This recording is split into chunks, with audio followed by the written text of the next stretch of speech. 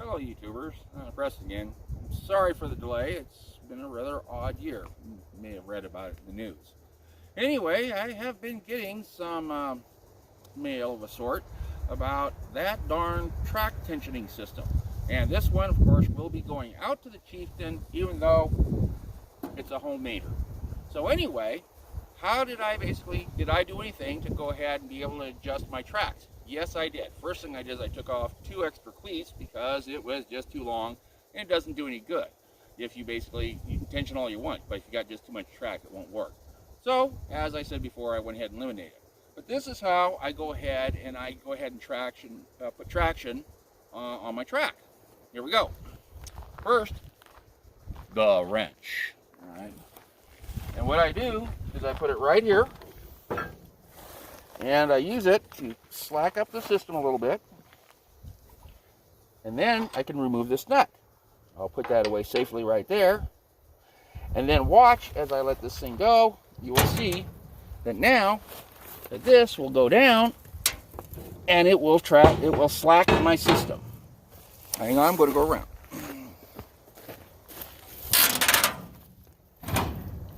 Right there.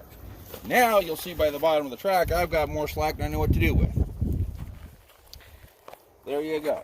Now for the opposite way, I will go ahead and tension this up just a little bit. See how this works? Well, it looks like I have to switch around a little bit. Yeah, there we go.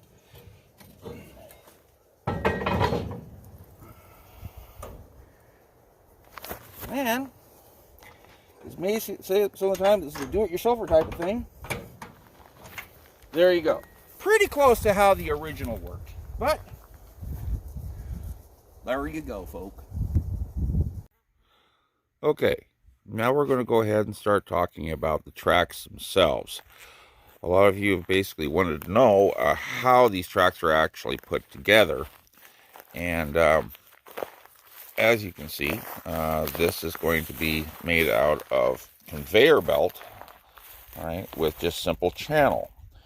Believe it or not, this system has been used before in an actual military tank. The M56 Scorpion used something very similar to this assignment, and on top of that, they actually were able to go at a very high speed and shoot a 90mm gun.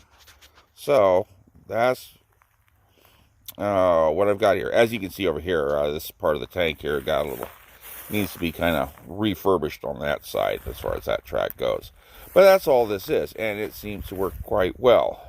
Rarely have I, and this is not even solid from side to side.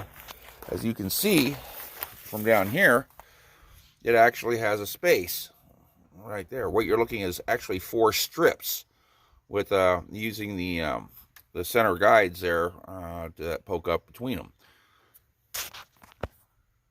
Anyway, sorry about the sunshiny day there, but some of you have asked why the track links aren't actually made individually, instead of using this conveyor belt type system.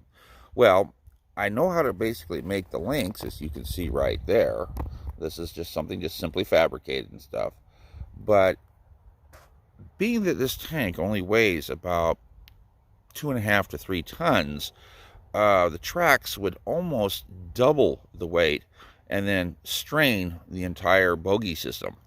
So anyway, I'll go ahead and show you what I mean. Anyway, this is about the cleats, and some people have asked why don't I just go ahead and try to put cleats on my replica.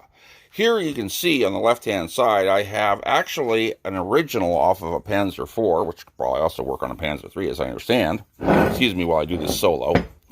All right, just to show you how this thing looks. All righty. The other one, of course, is one that I have fabricated, and not too bad of a job, just using simple items. Now, how well or close am I with my measurements and all?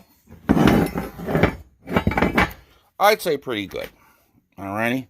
Now, the problem is the original weighs about 18.6 pounds with one retaining pin. This one weighs 12.8 pounds with the retaining pin, of course. Now, if you're going to go ahead and times 88 cleats per side, I should say, that would mean that one side of my track, all right, would be about 1,636.8 pounds for this, just on one side. And this would weigh about 1,126.4 pounds, all right, per side. In short, when you basically double those numbers, I've almost basically doubled the weight of my entire tank just in cleats. With that in mind, that would be such a substantial number that the running gears and the wheels and everything else probably wouldn't be able to support it very well. And not to mention with the running gears, the transmission, and everything else, which is not tank worthy, I think I'm better off with the rubber tracks.